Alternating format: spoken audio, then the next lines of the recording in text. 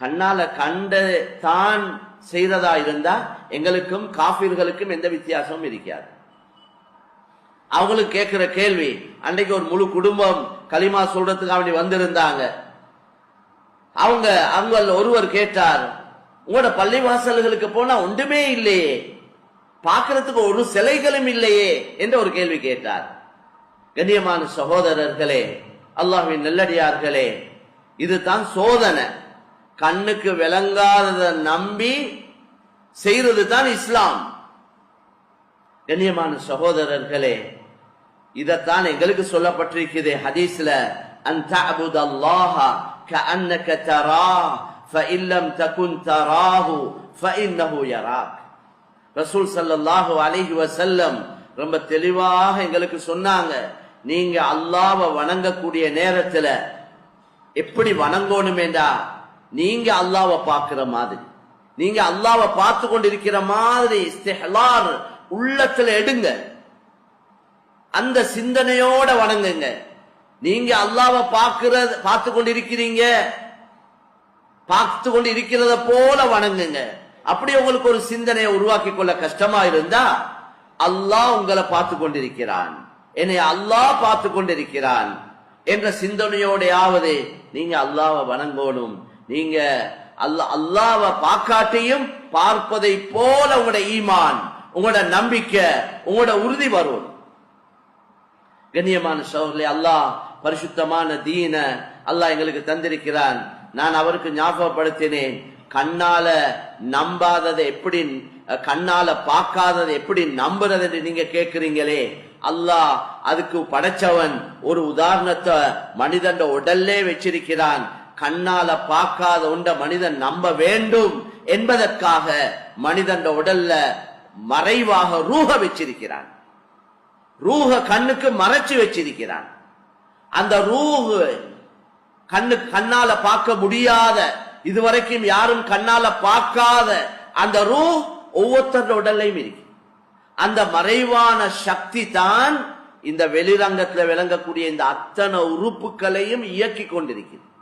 இந்த அத்தனை அசைவுகளும் அந்த மறைவான சக்தியின் மூலம் தான் நடந்து கொண்டிருக்கிறது.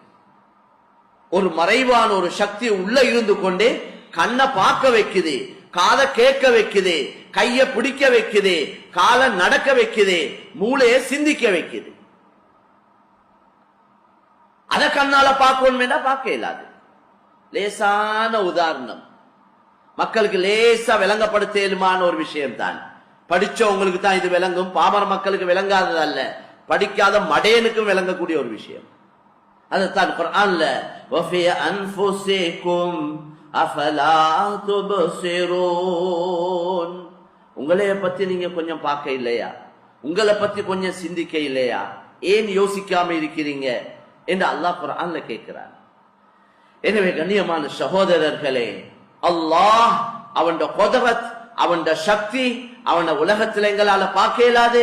அல்லாஹ் குர்ஆன்ல சொல்றான், லா துத்ரிகுல் அப்சாரு வஹுவ யுத்ரிகுல் அப்சார வஹுவல் லதீஃபுல் கபீர். உலகத்தில் இருக்கக்கூடியவருடைய யாருடைய பார்வையும் அல்லாஹ்வை எத்திக்கொள்ளாது, அல்லாஹ்வை பார்க்க முடியாது. வஹுவ யுத்ரிகுல் அப்சார், அந்த அல்லாஹ் சுப்ஹானஹு வ தஆலா இந்த அவ்வளவு பார்வைகளையும் எத்திக்கொள்ளக்கூடியவன், அவ்வளவு படைப்பினங்களையும் பார்க்கக்கூடியவன். அவனை எவனாலையும் பார்க்க இயலாது, அவன் எல்லாத்தையும் பார்க்கக்கூடியவன். கண்ணியமான சகோதரர்களே, அவன் செவுடன் அல்ல, அவன் குருடன் இல்ல, அவன் விளப்பம் இல்லாதவன் இல்ல. அதனால தான் குர்ஆன்ல அடிக்கடி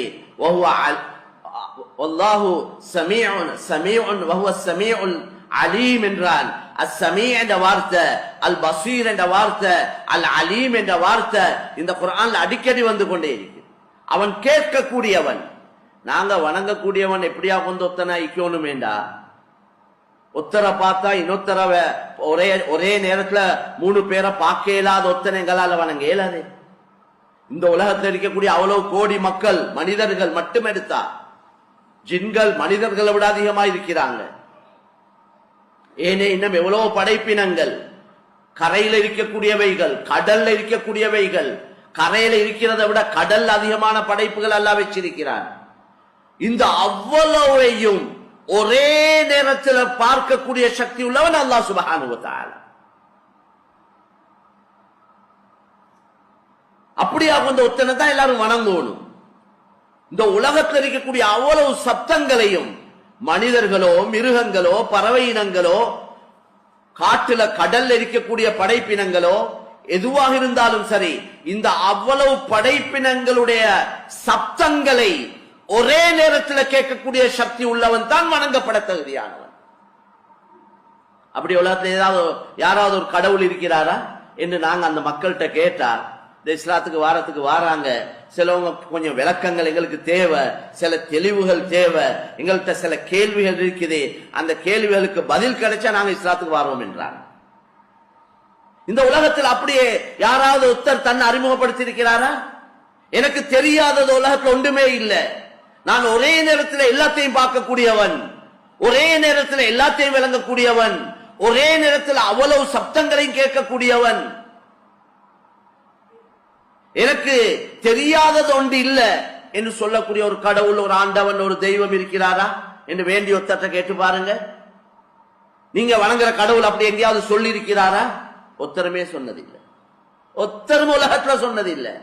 அல்லாஹ் மட்டும் தன்னை அறிமுகப்படுத்துறான், அல்லாஹ் மட்டும் தன்னை அறிமுகப்படுத்துறான். நான் இப்படியா கொண்டவன், சகலதையும் அறியக்கூடியவன், சகலதையும் பார்க்கக்கூடியவன்.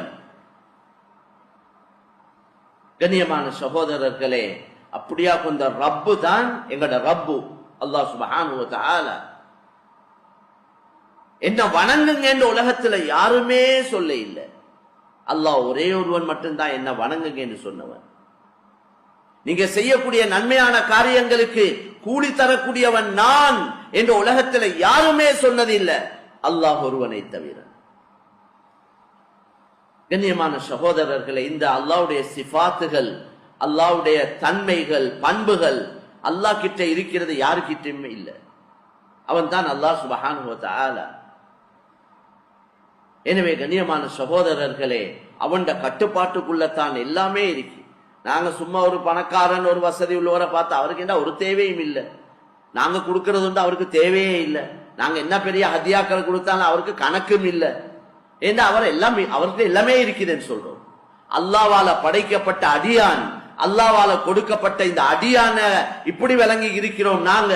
அல்லாஹ் எவ்வளவு பெரியவன், இந்த சகலதையும் படைத்து பரிபாலிக்கிறவன், அவன் கட்டுப்பாட்டுல தான் அவ்வளவும் இருக்குது, அவன் நாட்டுற மாதிரி தான் சகலதும் இயங்கிக் கொண்டிருக்குது, அவன் அறியாம ஒன்றுமே இல்லை, அவனால தான் எல்லாமே நடந்து கொண்டிருக்குது.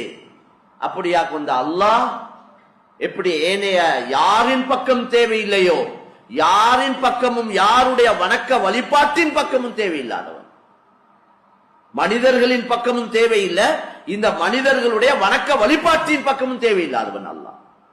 ஹஜ்ஜுடைய கடமையை சொல்லிட்டு சொல்றான், ஹஜ்ஜ கடமையாக்கி இருக்கிறானே, வசதி உள்ளவங்களுக்கு ஹஜ்ஜு கடமை. வமன் கஃபர ஃபஇன்னல்லாஹ கனியுன் அனில் ஆலமீன். யார் இந்த ஹஜ்ஜுடைய கடமையை நிராகரிக்கிறாங்களோ, மறுக்கிறாங்களோ, அல்லாஹ் சொல்றான், அல்லாஹ் உலகத்தார அனைவரை விட்டும் தேவையில்லாதவன். அல்லாஹ் உங்களை யாரின் பக்கம் தேவையில்லாதவன்.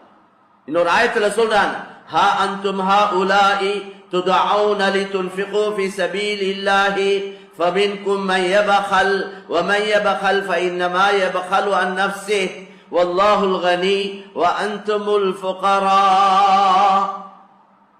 ها أنتم تدعون لتنفقوا في سبيل الله. அல்லாஹ் குர்ஆன்ல சொல்றான், நீங்கள் அழைக்கப்படுகிறீர்கள், நீங்கள் அவ்வளவு பேரும் அழைக்கப்படுகிறீர்கள். லிதுன்ஃபிகு ஃபீ ஸபீலில்லாஹ், அல்லாஹ்வுடைய வழியில நல்ல காரியங்களுக்கு செலவழிக்கும்படி நீங்கள் அத்தனை பேரும் அழைக்கப்படுகிறீர்கள். அல்லாஹ் உங்கள் எல்லோரையும் அழைக்கிறான். ஏ மனிதர்களே, நீங்கள் அல்லாஹ்வுடைய வழியில அவனுடைய தீனுக்காக நன்மையான காரியங்களுக்காக நீங்க செலவழியுங்க என்று அல்லாஹ் உங்களுக்கு சொல்றான். ஆனா உங்கள ஃபமின்கும் மையபகல், உங்கள சிலர்கள் இருக்கிறாங்க கஞ்சத்தனம் உள்ளவங்க, கஞ்சர்கள் இருக்கிறீங்க, கஞ்சத்தனம் உள்ளவங்க. அல்லாஹ் சொல்லிட்டு சொல்றான், ஒமை எபஹல் ஃபஇன்னமா யபஹலு அன் நஃப்ஸி. யாரு கஞ்சத்தனம் செய்யறாங்களோ அவங்க அவங்களுக்கே தான் கஞ்சத்தனம் செஞ்சு கொள்றாங்க.